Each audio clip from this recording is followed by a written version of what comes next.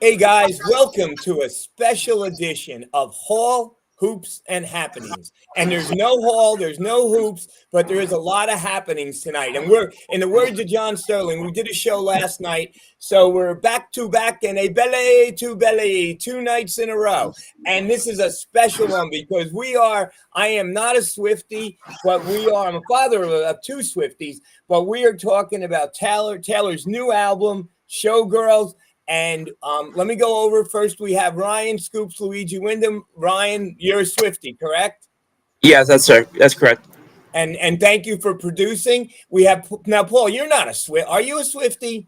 No, I like some of her music. My daughter is a big Swiftie, So and you're she's the turned me father on of a to Taylor a Swiftie. little bit. I'm a father of No, a Swiftie, yes. no disrespect, but you walk into a Swiftie meeting and the average age goes up about 35 years. But Yes, anyway, exactly. but Hmm. but anyway, and then we have from Seton Hall, from campus, from the sociology department, Professor Samantha Bernstein. Samantha, welcome. How are Thank you? you. I'm doing great. I'm so excited to be here. Oh, the most anticipated show in the history of Hall Hoops and Happening, and big Swifty person who probably got me into Taylor a little bit. The one and only, often imitated, never duplicated, But Bill, we're not talking basketball tonight. We're talking Taylor Swift. You're welcome to stay. There he goes. He left. But Christina, welcome. How are you? Good, Dad. How are you? Good. And Nicole, who again, this host show was Nicole's idea, and Nicole's not here yet. But that's okay. We're gonna start without Nicole. Luigi's gonna keep us Wait, posted Nicole. on. Actually, no, that's not correct. Nicole is now here. Nicole, welcome. Day late and a dollar short, but you're welcome anytime. How are you, Nicole? Exhausted. You're exhausted. Well, you look wonderful. So you're a ray of sunshine in a sea of despair. So welcome, and we're gonna get going, and we're gonna most anticipated show in the history of Hall Hoops and Happenings. We're talking Taylor. So I guess the new album Showgirls was released, and No, Dad, life, what's the album the called? life Yeah, of a yeah. showgirl. wait, what's it called? The life of a The showgirl. Life of a Showgirl. Okay, and it's autobiographical, I guess. As It's, is all her music. I mean, Oh, yeah. okay. So we're gonna start, and I'm just gonna throw it out there. You guys all heard it. Did the album meet your expectations, or exceed your expectations, or did not meet your expectations? So Sam, you go first. I mean, like, I get why the haters maybe say that her best music comes from her not being at her happiest because I think Nicole and I were maybe chatting about this a little bit. Like, I kind of like Tortured Poets a little bit better because her lyrics are more deeper and more meaningful, but also, like, let's say when Tortured Poets came out, I was in a relationship, but I like the lyrics a little bit more than I like maybe Life of a Showgirl, and I'm not in a relationship now. But I was in opposites times of both albums that came out. But I do like a lot of the songs on this album. They're just not what I expected from her. But I've been watching all of her interviews and preparing for this podcast today. And she did say something like in The Fate of Ophelia, which she goes, The Fate of Ophelia was, it clicked in her head where she thought of You Belong With Me. So there's some things that maybe now, because we're living in it, we don't think it will hold a legacy, but maybe it will. Christina, what are your thoughts? Do you agree with Samantha so far? I almost wish, like, I like it. I like it a lot. I don't think that it deserves the hate, and that's why I asked if my other Swifties were millennials or Gen Z, because Wait, I wait, wait! feel like It's getting hate. it's getting a lot of hate. Yeah, Yeah, who's um, hating it? Swifties? people Samantha and Nicole's age. Oh, really? And yeah, I think that the older Swifties that are happy in relationships, they like it. And I think that the younger Swifties that like the folklore and like the Evermore and like the deep ballady songs don't love it. My criticism of it is I wish it was poppier and punchier. The songs that I like are like the beat heavy ones, and there's not a ton of it.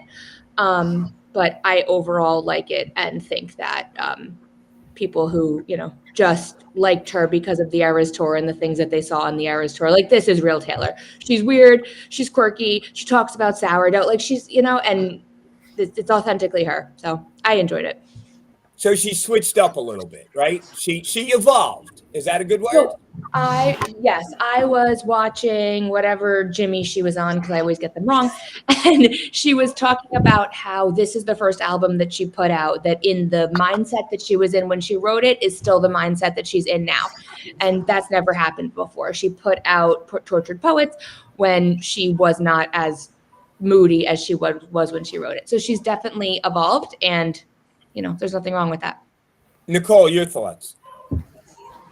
I will admit, when it first released at midnight and I started listening, So you waited up till midnight? All of you guys? Did you? Not me. I had to sleep for work the next morning. No, Christina, did you wait up?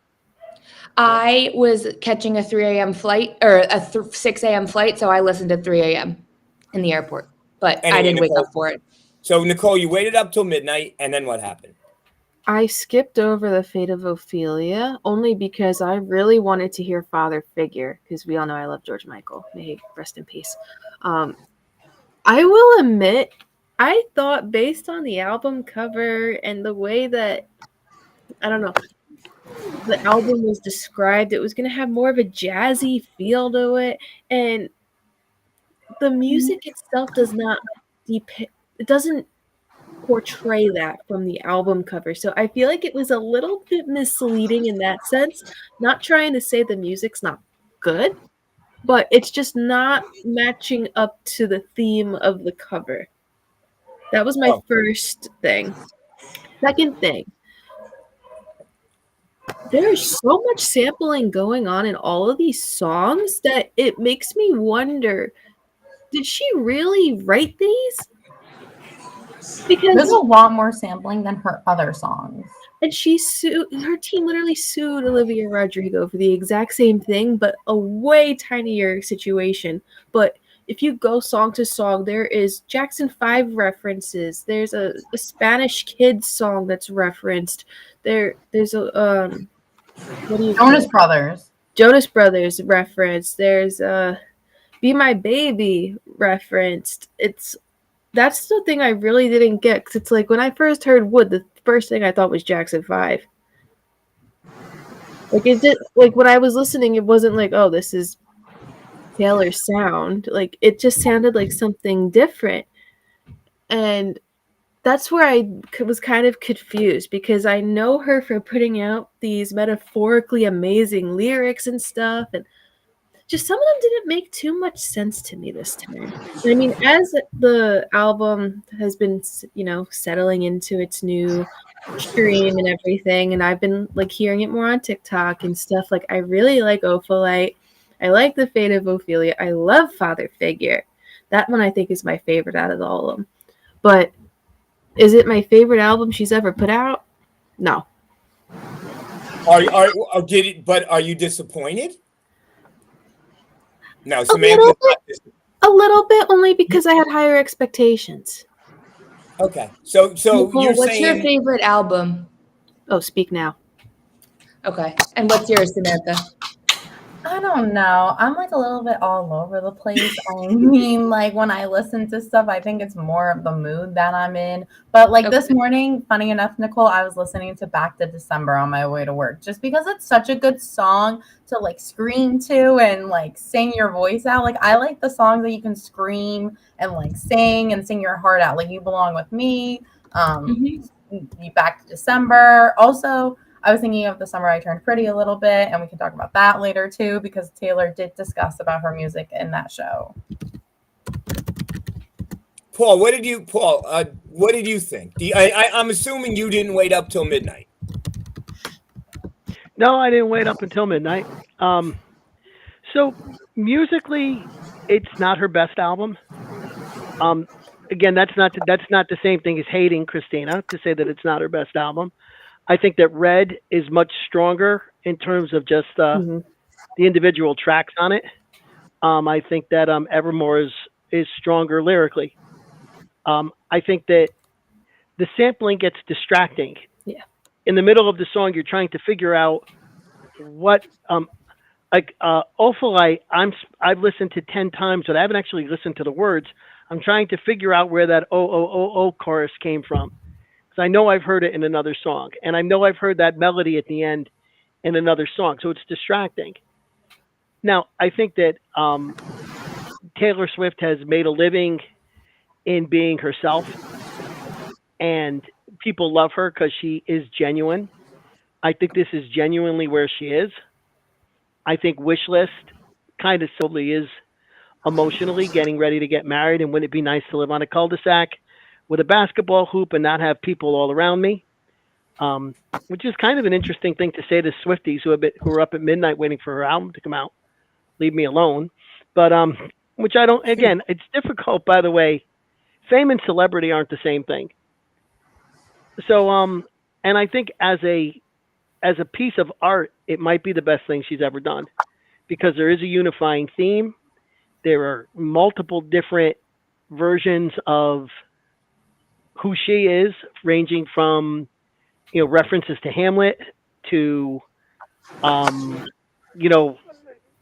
it's just across the board, to Elizabeth Taylor, to to basically references across the board to what is it like to be a very, very successful woman who will have people hate her because her album isn't the best thing that she's ever done in her life. And they will hate her the next time if that album isn't even better than the best thing she ever did in her life. So that's where I am on it. I haven't listened to it enough to learn any words, and until I learn the words to a song, I don't really own it. But I certainly don't think it deserves any hate at this point. So Luigi, that's my take, Nick.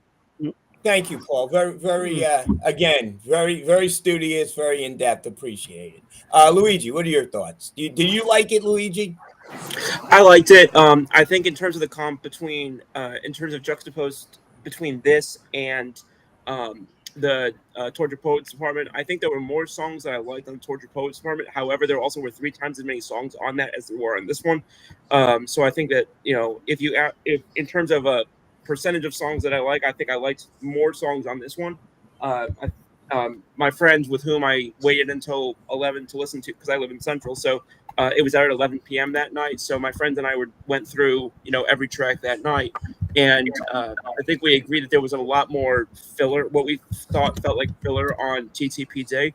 I'm different from Christina in the regard that I liked the stuff that, or like the eras that were less poppy.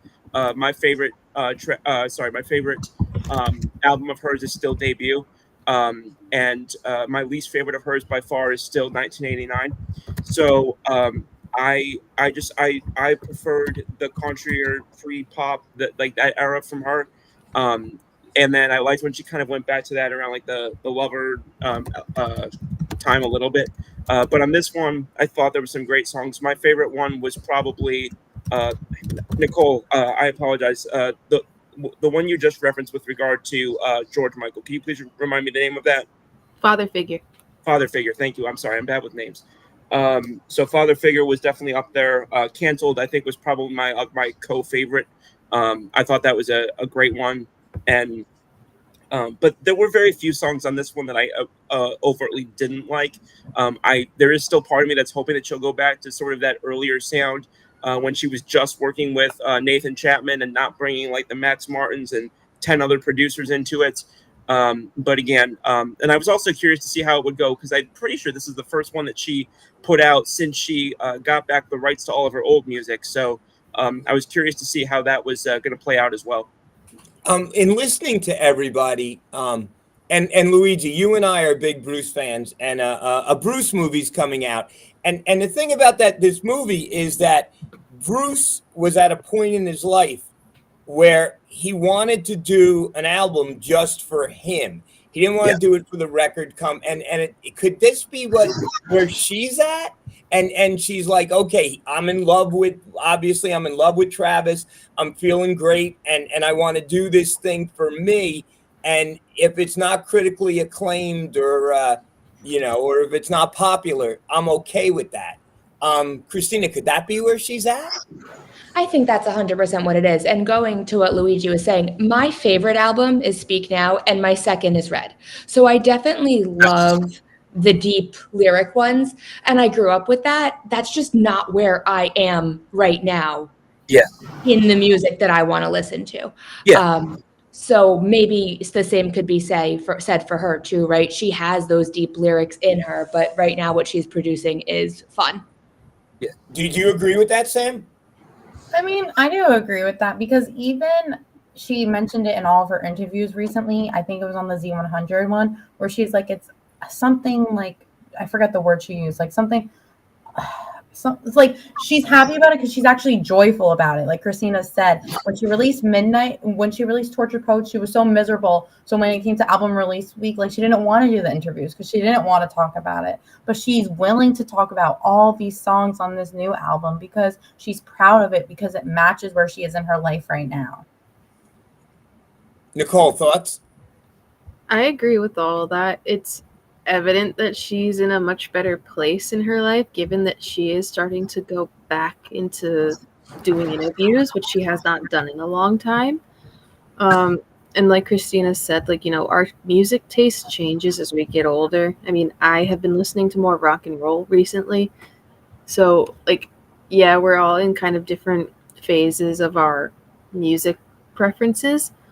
But like we were kind of saying, like, our OG favorites are from, when she was still really young and a kid, and it's easy to relate to those, where it's a little harder to relate to those now. Well, how old is she? What, 30, 31? 35. For 34. She's older than me, Dad. So she's evolving. She seems like she's in a very happy place in her relationship. But what you guys are saying is her music was a little better when she wasn't. Instead, is that true? Like it's good, but it's not the Taylor that we know. And I think maybe, I guess going back to disappointed, like, yeah, it's not something that we want to. It's like it's even 1989 blank space. She was saying is like, you know that I date a lot of guys, but guess what? Like, you'll write your name. Like, even this is also happy, and we're happy for her for being happy. But I think we just miss the deep lyrical poetry of the deepness and the depth of her songs that she can get to. Yeah. Because even when she talks about her new songs, like Opalite, let's say, she refers to it as an handmade opal because happiness can be handmade. So she is lyrical, but not, and she is metaphorical, but not in the way that we want or expected. She's not down in the weeds as she was with those other songs. Like, she's not like really looking for that inner meaning. She's kind of staying on a higher level interface with what these lyrics could potentially be saying. Did anyone else go to the movie this past weekend, or was that just me? No. Okay. No, but I saw like the one even about Wood, like when she released each song and talked about it. I saw some of those. Let's be careful. This PG-13 show. That's not where I'm going. Don't worry, Dad. Be careful here, Luigi. No comments. I am not going to go there and talk to my daughter and Samantha and Nicole. So let's just Dad, I have zero desire to talk about the song Wood with you. But anyway. Okay. Yeah. Okay. All right. What I wanted to bring up was in that the most excited Taylor got was when she realized she could bake a loaf of bread and have it featured in the music video. She is a nerd. She is weird. She is awkward. And yes, she writes these deep songs, but at her core, that's who she is. And, you have to also understand that too. Well, I also think, though, that we do have to take a look at where she is compared to where we are. Okay, right. When she writes 22, and I think back to when I was 22, I was happy, free, confused, and lonely at the same time. You Belong With Me, I can really understand. I was in a situation like that. There's somebody I want to sing that song to. I don't know where she is anymore, but there are times when I want to say, we were something, don't you think so? Now she's thinking about what it's like to be phenomenally successful, so incredibly celebrated and famous that she probably can't get a private moment. life of a showgirl. What is it like to constantly be on stage? But that's not an experience that I've had. So it's hard for me when I'm listening to The Fate of Ophelia or Wish List or any one of those songs to kind of get into it because it's not within my scope of understanding. And I think we're going to have to Paul, deal with you've the been fact that, happy. Paul, not to interrupt you, but you've been happy in relationships in your life, correct? oh yeah, but I didn't have $1 billion and I have to buy a 500-acre land with a private security force in order to own it. I can buy a house on a cul-de-sac, put up a basketball hoop, and people will leave me the F alone.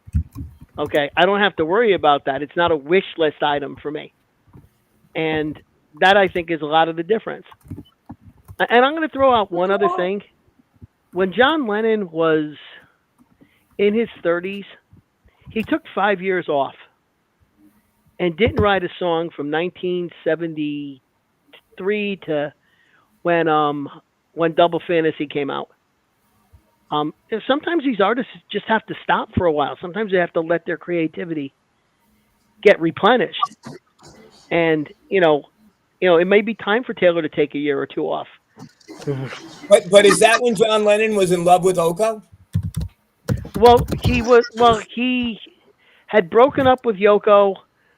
He had his lost weekend of 18 months. He came back. Right. He decided to be Sean's dad for 5 years.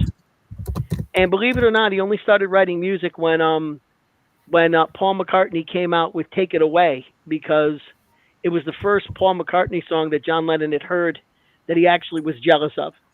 And so he you're said, talking about John Lennon post Beatles. Yes, this is all post Beatles. And he wrote Double Fantasy, which is half a great album. Yoko wrote the other half. But you have to consider that it's possible that Taylor Swift needs to take a break and be happy for a while. Christina, you wanted to say something. I have a lot of thoughts. My ADD is going to moving. So relatable. So relatable. So I do think the album is relatable, though. I'm not a showgirl, never tried to be, but Ophelia is definitely something that can be related to. Eldest daughter is definitely something that can be related to. Even father figure is something that can be related to. So while no, I don't know what it's like to just I do know what it's like to want people to leave me alone, but not at that scale. I think that I think it's relatable. Now, you said eldest daughter. So how do you are the eldest daughter. I don't know. Nicole, are you the eldest daughter? Okay. Samantha? Okay. So right, I'm speaking to my people. So a lot of people think that that's cringy because of some of the words that she's using. But it's putting up a front because you feel like you have to, when in reality, you're not. It's an act. So I relate to that one. Now, some of the words that she uses, whatever, that's what she chose. But I do like that song. Nicole?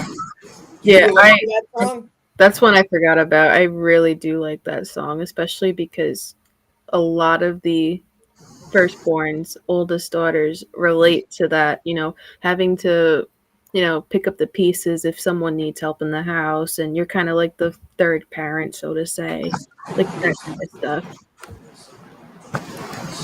Sam, thoughts?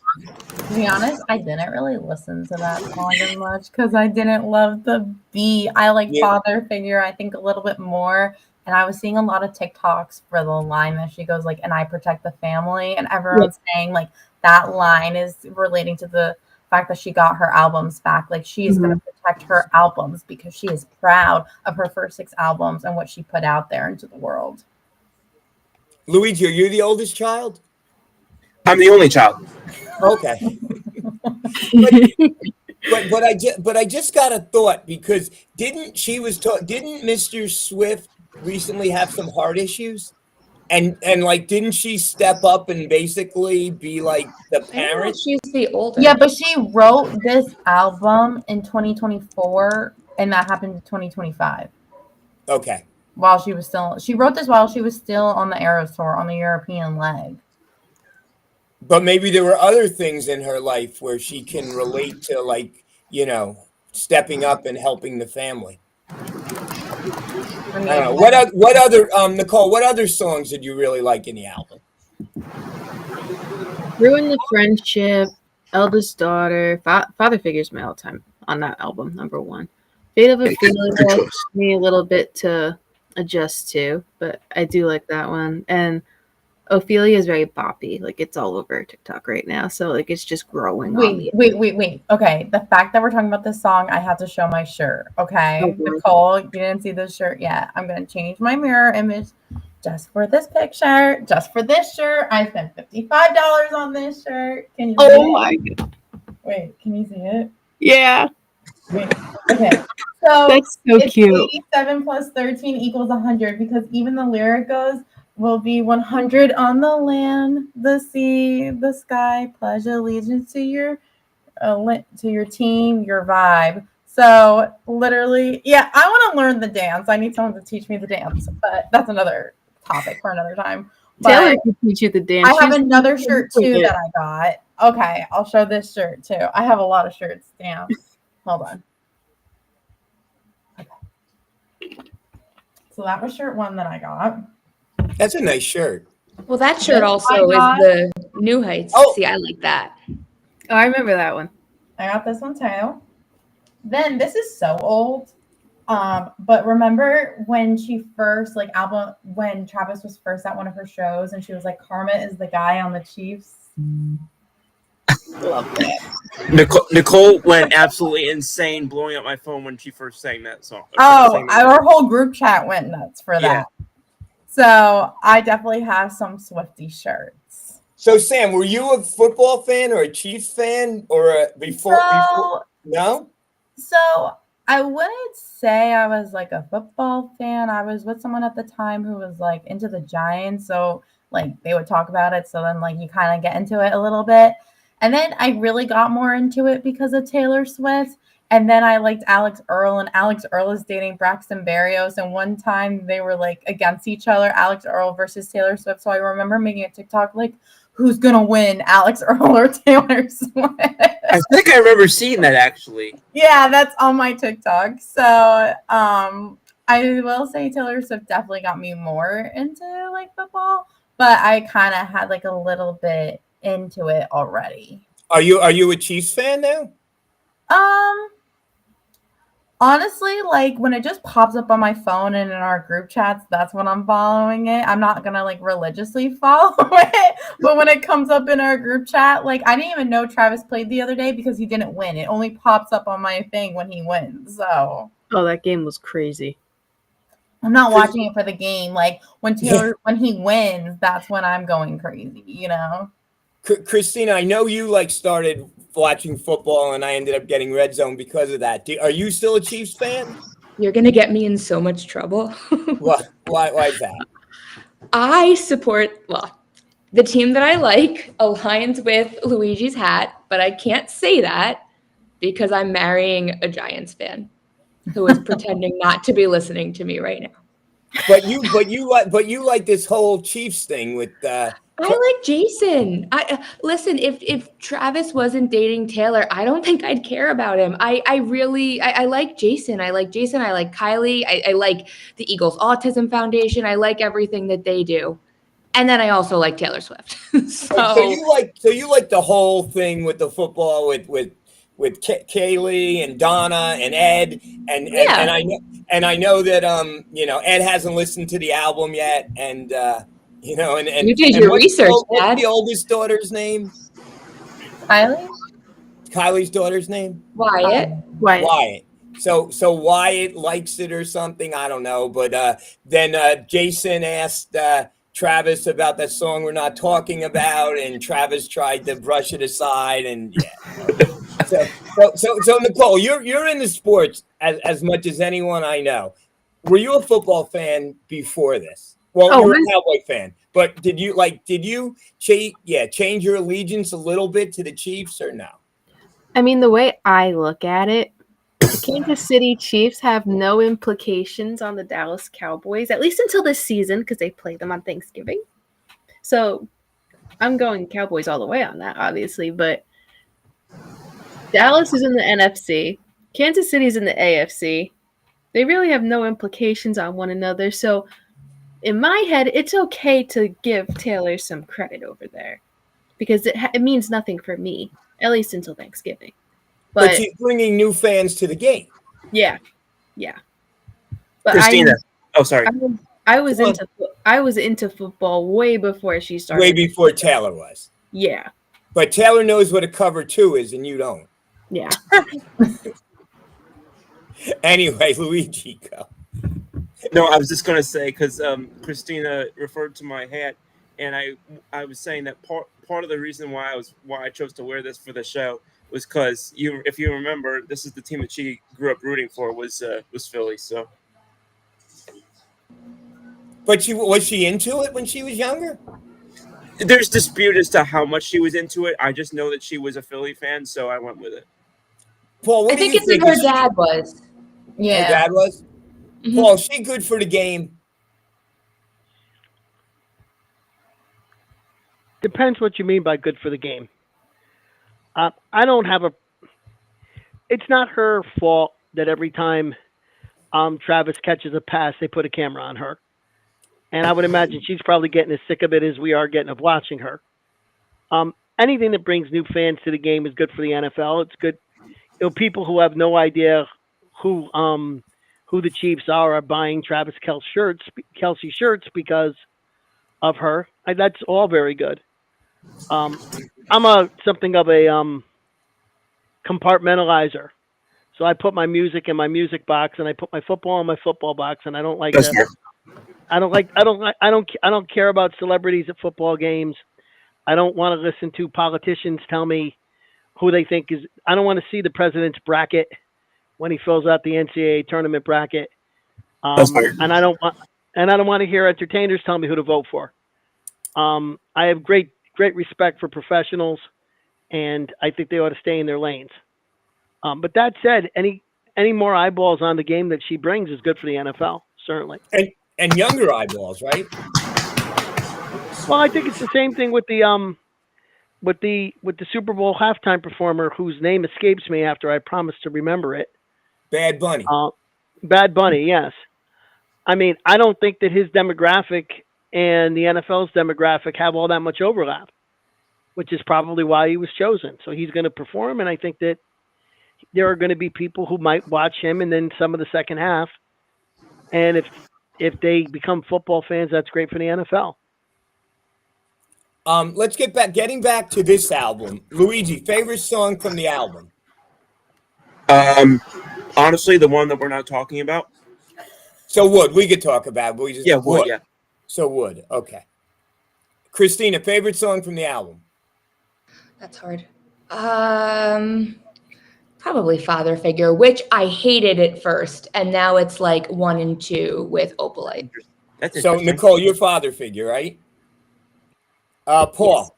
Yes. Wish list. Okay, and Sam. Opalite or Fate of Ophelia. That one's like really catchy now to me. Like at first I didn't like Fate of Ophelia. Now it's like boppy and catchy. All right, so Luigi, talk about the Wood a little bit. Why do you like Wood? Quite honestly, it was just catchy as heck, and I just found it very interesting how I don't know, if she just can make anything into sound like a story that's just being sung, and I appreciated some of the more of the fun wordplay, I guess you'd say. Anybody else on Wood? Anybody else? I think if you listening to the clean version makes it so much better. I agree. Wait, there's 2 versions? Well, every song, every album has an explicit version and a clean version. You can't put the explicit version on the radio. I did not know that, because I was thinking, like, how could she come out with that song when her demographics are 14-year-old girl? Your love is the key that opens my skies. And then you don't have to worry about the nonsense anymore. Paul, what do you think about Wood? I think any song that opens up with the guitar riff from I Want You Back has something good to be said about it. I think that that was really my take on it. Again, the opening guitar riff, and I'm back to listening to the Jackson Five. Um, I find again, as I mentioned it, I find it a little bit distracting because I did have to think about what is that, and what is they use the word what interpolate to describe how she uses samples. Yeah, sounds She right. doesn't use them raw, right? She takes them and then she modifies them. So it was lower and a little bit slower than what you're going to hear on the original Jackson 5 album, which makes it harder to place. Sam, did you like that song? I think what is catchy, yeah. It's touching? No, catchy. Oh, okay. I mean, like, it's about Travis too. Just one line, But Travis said it wasn't about him. No, there's a line that goes "New Heights of Manhood." That's referring to his podcast, and she was on Jimmy Fallon. Sorry, and she goes, "It started about superstitions," and she goes, "I don't know how we got here, man." Like she said, it started out all innocent, that song, and then it turned into what it is. He admitted that it was about him. He just admitted that it wasn't the innuendo that Jason thought it was. Right, because Jason said something about Redwood or something, and he's on a jersey with red. I've had enough. Right? I've had enough. I mean, Nicole, help me. Bail me out on this one, Nicole. I don't know how to help you there. So all right, let's talk about Honey, because no one else has talked about that song. Wait, which one? What? No one likes that one. It's called Honey. Honey. I like that one a lot. I like what she was trying to do there. But you don't think it's downgrading? Like if I saw someone and said, "Hi, honey."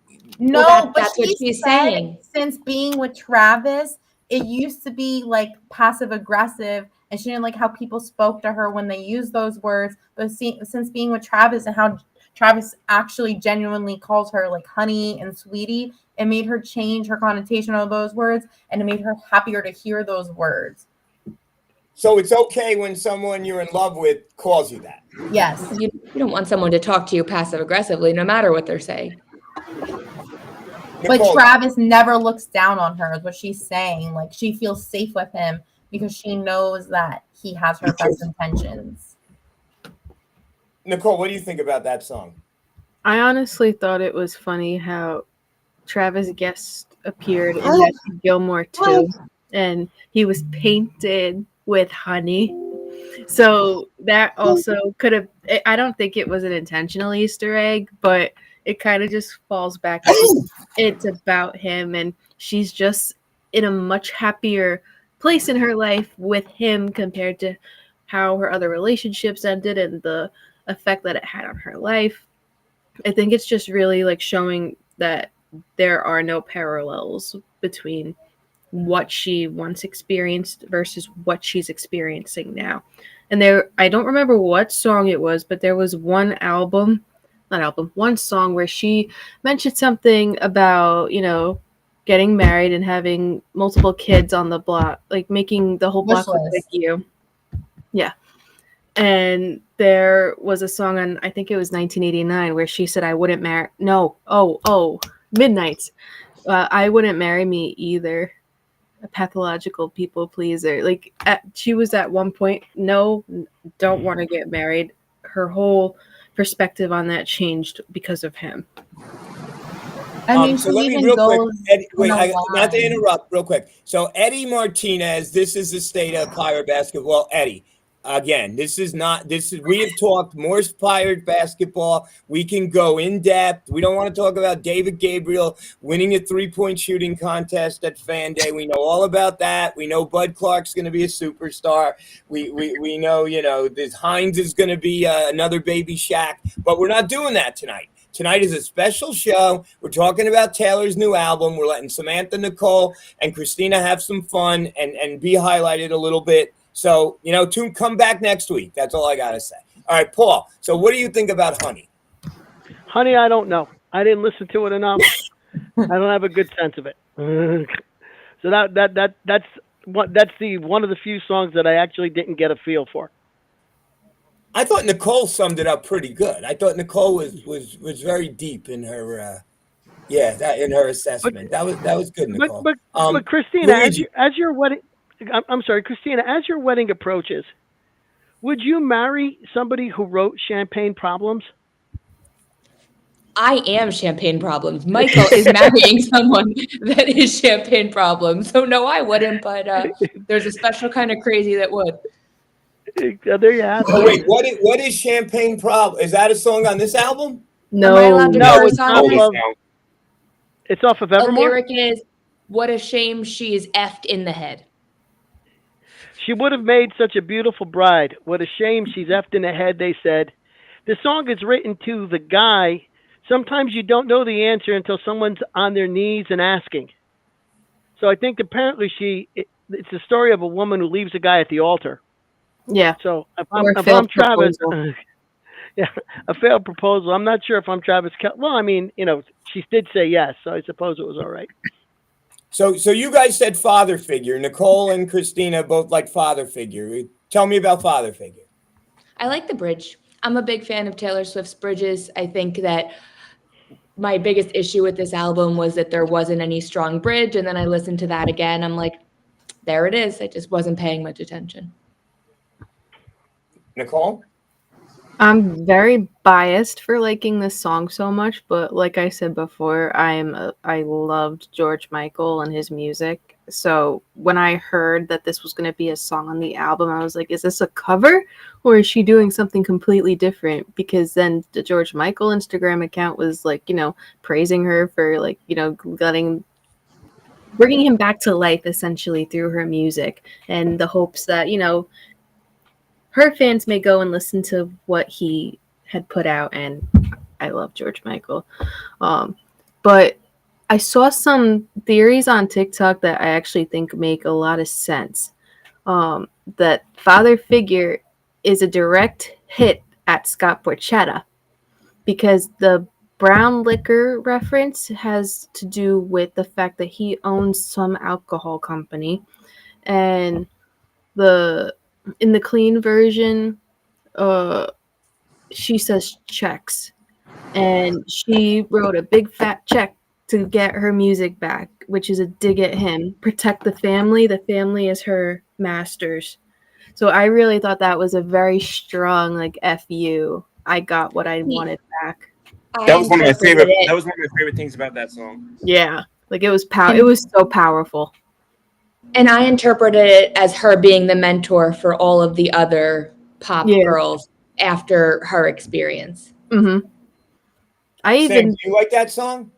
I just like the TikTok line that goes, "And I protect the family." It just goes back to her like 6 albums, which like I think everyone loves her most for her first 6 albums. So that just, I think hits in this. I think we all like kind of what Christina said, like how old are you guys? Like millennial versus Gen Z. Like even millennials and Gen Zs can agree on the success of her first 6 albums because it hits the nostalgia for all of us. Yeah. Right.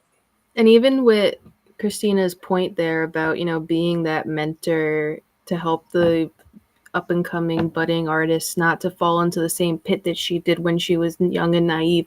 I saw theories that this whole father figure and the shortness of the album could be interluding that she may be looking to open up her own record label. Oh. And that's why she picked Sabrina to be on the Life of the Show Girl, because she wants Sabrina to be on her recording. Like she tagged Sabrina Carpenter as the showgirl. Like she's gonna be the one carrying on Taylor's legacy if she eventually does, settle down, not do as many new songs and stuff as she has. Paul, what do you think about that? There's been a lot of artists that have become successful producers and had successful record labels. Certainly that could be part of where she's going. There are artists that have not done it as well. She is, at the end of the day, a tremendous business person. So I don't think that she'd have a problem doing it. I think that I don't know enough about her orbit to understand her relationship with other talent. Right, a record label can't exist on one artist, even one who's going to sell as many records as she, sell as many downloads as she is. And by the way, I just happened to take a look. When did the album come out? October 3rd. Okay, so that's 5 days ago. Yes. Spotify is reporting that The Fate of Ophelia has been played 100 million times. Whoa. What in the? And the What? I'm looking at the Spotify, and it has something called plays, and it has a list Yep. of the songs. And under plays, it says Fate of Ophelia 100,659,385. Yep. So apparently, that's how many times the song has been played since last week.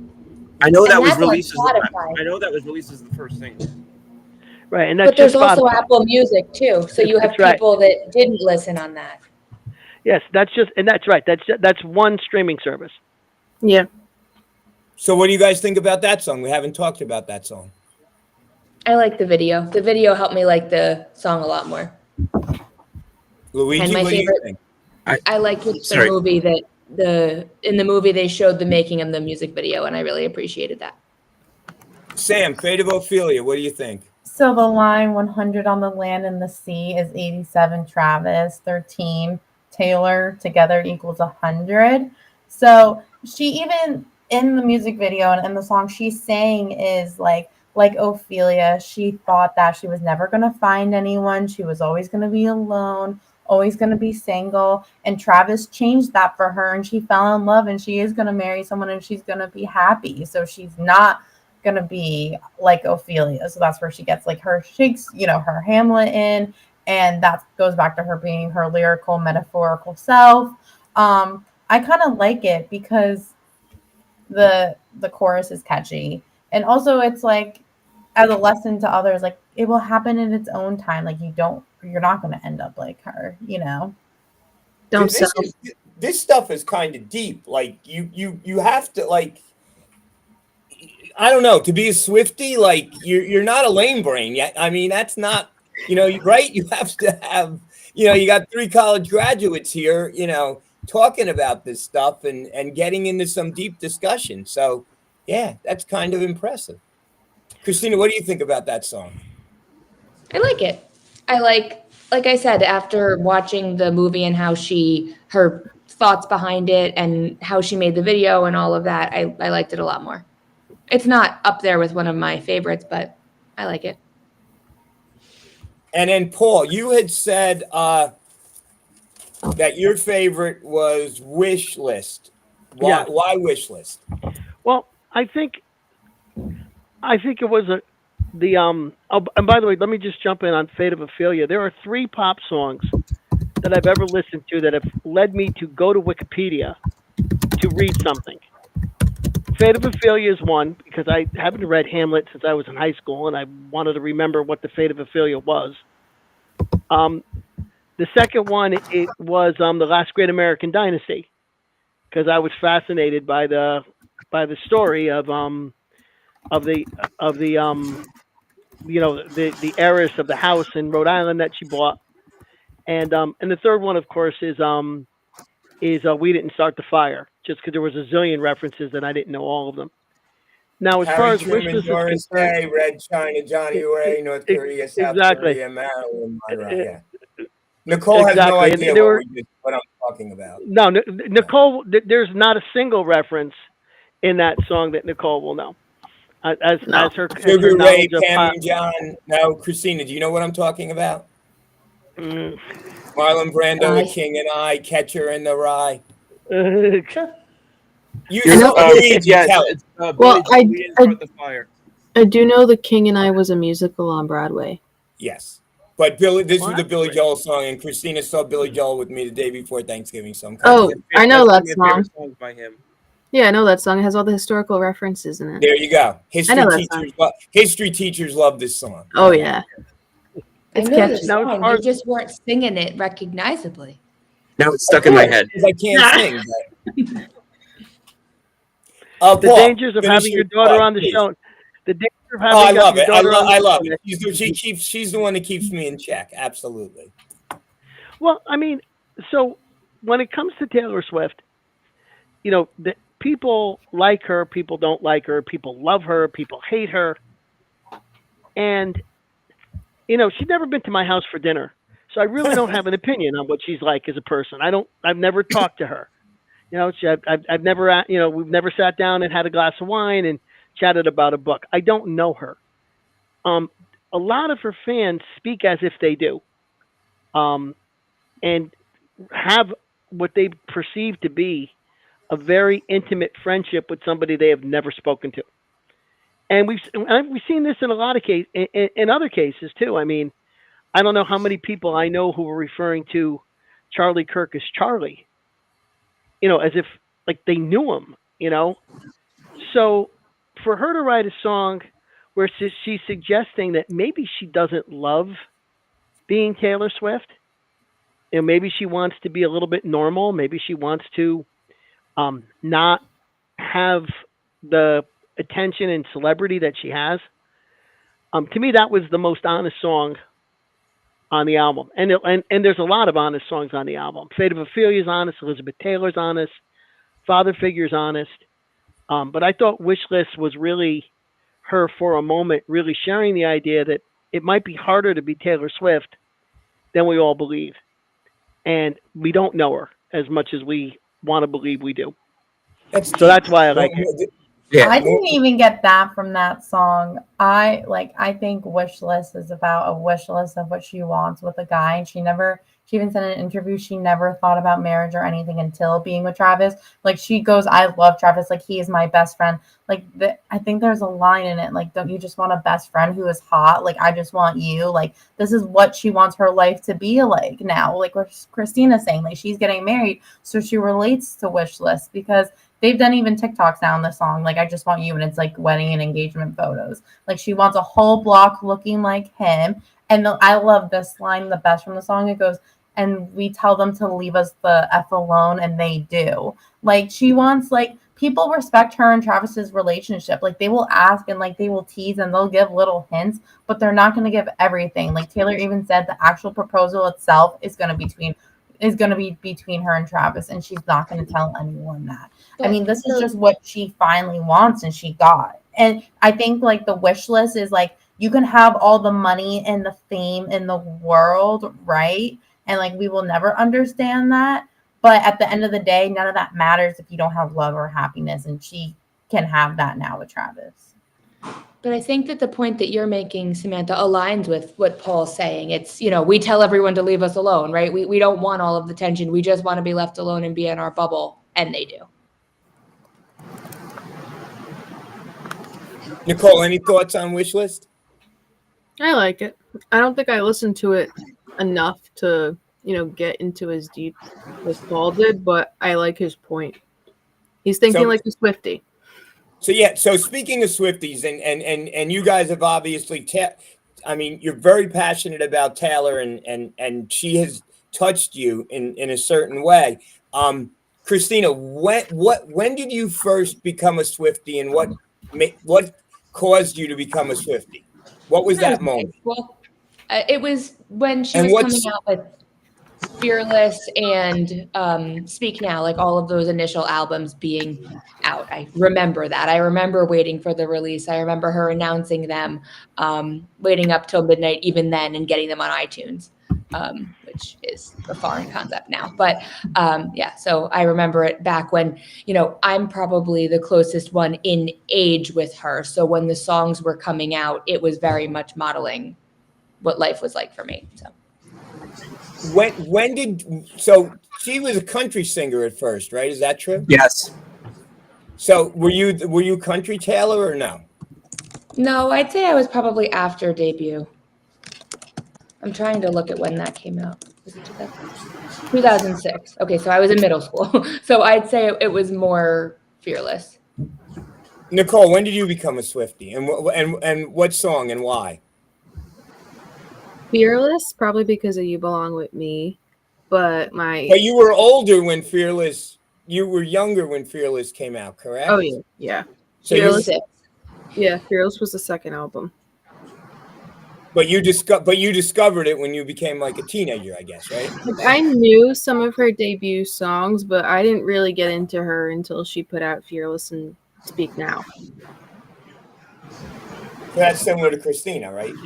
Kind of, yeah. Like I knew Yeah, I knew I was in Debut. middle But school. I wasn't as into it as I was Fearless and Speak Now. And then when she was drifting off from that country era into 1989, like I mean, I'll be honest, I prefer 1989 now than I did when it first came out, and Reputation and all that. I was just not. I mean, I wasn't listening to stuff like that at that point. Like, I heard the songs on the radio, I like style and stuff, but I wasn't. Like, I really was mourning that Country Taylor. I really liked that. And then when she was in the fight to get her music back, it got me the opportunity to go and relive those albums and actually realize, oh, I like this song. Like, why didn't I like this when I was younger? Like, this is amazing. So that's kind of where I am. Like, I was like big into her country era, not so much into her introduction to pop. Then the whole thing happened with Kanye, and then the loss of her masters, and that Midnights is when it really began picking back up for me. Sam, when did you become a Swiftie? I will admit, like, I listened to You Belong With Me back to December 1989. I was a little jealous. I remember, like, explicitly driving to Newark Airport to pick up my grandpa when Taylor Swift was at Prudential Center, and I was so jealous because I was like, I want to be there right now. And I was like pointing at my mom, like, Mom, come on, we could have been there instead. But I wasn't like a huge fan of her. I just like loved her music. Wasn't like a fan. I just listened to whatever was on the radio. But I think I became more of a Swiftie, like an actual fan, when she started re-releasing all of her music, because then I would actually listen to the albums. I'm like, oh, this is why I like this. Oh, this is good. And then listening to the songs from the vault, like Message in a Bottle, like you get like different picks of the songs that you liked, but you never knew existed. The 1989 vault tracks have to be some of the best songs that I've ever heard, and I am mad that they did not come out in the original release. But also at the same time, it's like it was the perfect why you like them now better. Like Harry Styles, what the heck did you do to our girl? Luigi, when did you become a Swiftie? And as a male, how did that evolve? Because and I'm not knocking. I am not knocking it. God bless you. I am not knocking it. You have every right in the world to be. I frankly don't even know what that question means. Well, when did you discover Taylor? Like when? Like I first discovered. And what album? I was like 9 or 10, I think. It was when I was just starting. Like I had just gotten one of my first iPods, and like had gotten equipped to like using iTunes and such.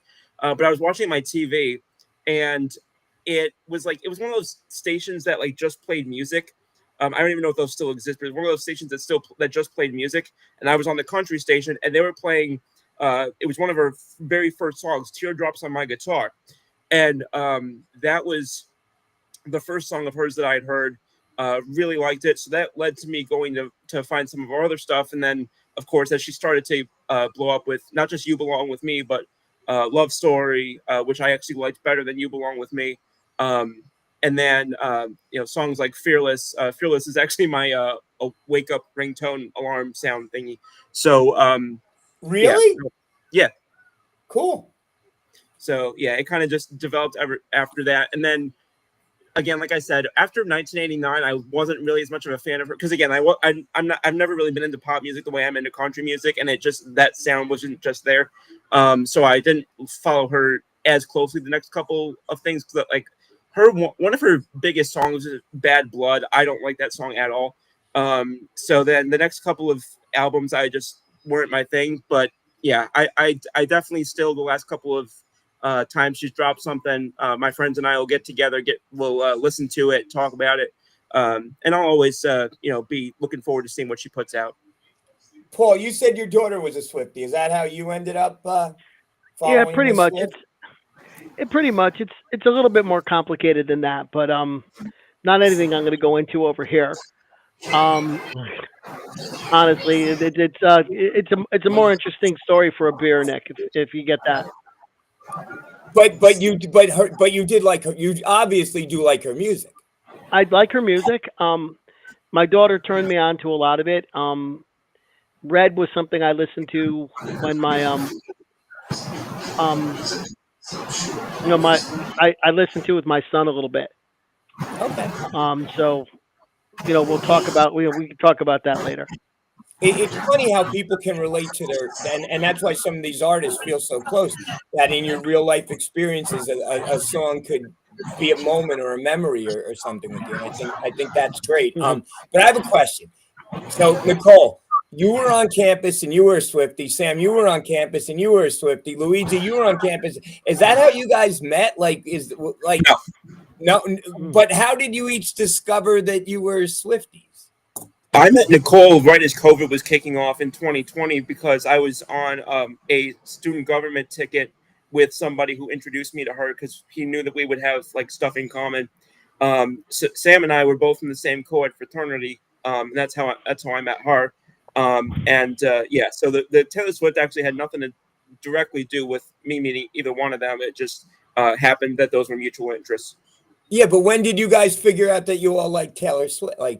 Because I would talk to Nicole. So I met Nicole because Nicole had I knew Scoop through APO, and then I would follow Nicole. You just freshman year you follow everyone on Instagram to make friends. So Right. I would see Nicole on Instagram. I'm like, this girl and I I was like, I like her vibe. We seem like we have a lot in common. And one day we were passing each other. I remember this. We were just walking and passing each other. I was like, hi, Nicole. I was like, I know we've never really spoken before. I literally said that. I was like, but we just follow each other on Instagram and we have mutual friends. And I was like, I think we would become great friends. And that's literally how it started. So was she posting stuff about Taylor on Instagram? No, she wasn't posting stuff about Taylor. It was just seeing Hall stuff and we were mutual friends. And then I think when I started getting closer with Nicole, we would talk about Taylor Swift, and I knew Scoop was talking about Taylor Swift with Nicole, and there was this other girl, Amanda, and we would talk about Taylor Swift. So then we started a group chat on Instagram, and it was all about Taylor Swift, and and I kind of like this theme we've been doing now with each album. We changed it to we did the tortured instead of the tortured poets department, we did the tortured pirates department, and now it's the life of a pirate girl. Life of a shoe girl. Oh yeah, life of a shoe girl. Yeah. So Samantha met Luigi first, and that's how Luigi met Nicole. No. Well, so it's no. Sam and I met because Sam, you graduated in 19, right? In 2019, yeah, same as Nicole. Okay, yeah. So yeah, I don't remember. I actually don't know when Sam and Nikki met, timeline wise, but I knew Sam before I knew Nicole. I'm pretty sure. I didn't know. Yeah, Scoop went to my 21st birthday. He was at your birthday party? Yeah, which Were you actually invited? Came up a couple of weeks ago. But were you invited? You just go to all these events. When I said my last drink was in 21, that's where it was. Your last drink. Yeah. This kid had to be big man on. Everyone knows him. It's amazing. Everyone knows this guy. Well, I only know Scoop because we were in the same co-ed fraternity. He was friends with this girl Amanda, and I was friendly with Amanda. So that's how we got to know each other more. And Nicole, we lived in the same building. I literally stopped her in her tracks, and we had a 20-minute conversation. I was like, listen, it's getting cold. I have to go. You have to go. Well, let's catch up another time. And then we just kept running into each other. I mean, that's how you make friends on campus. Freshman year, all my friends that I made were in the Boland cellar. I would go to the Boland cellar every night, do homework. Oh, I loved it there. And that's where I made all my friends. That's how you make friends on a college campus. That was Christina, awesome.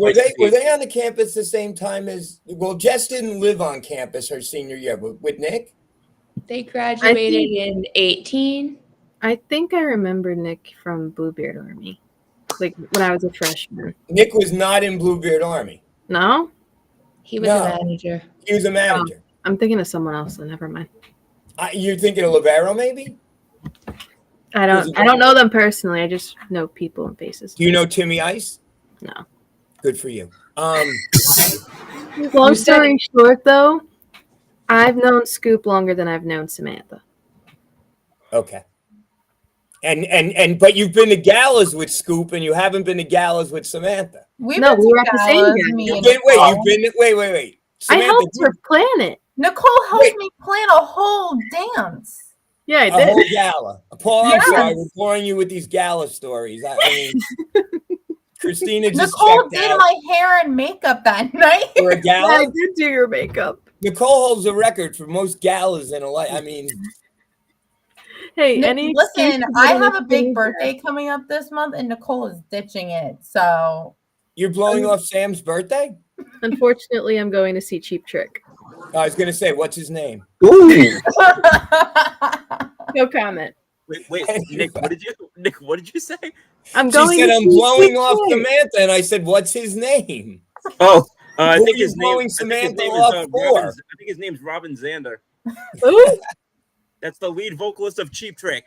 Oh, She doesn't. Oh, my God. Wait, Cheap Trick's been around. Cheap Trick and Boudica's an album, right? yeah, Well, I've been booking on. Paul, they're like older than us. they are. Yes. Yes. I actually went to see REO Speedwagon at Bethel Oh, Woods this you're summer. so lucky. And then Nice. afterwards, my girlfriend wanted to buy me a concert shirt. And I said, they're not going to have a concert shirt for me. I need a size 2X. Yeah. And I went up, and the guy said, oh, yeah, we have 2Xs, we have 3Xs. We really understand our demographic. And it wasn't until I got to the car that I realized what a horrible insult that was.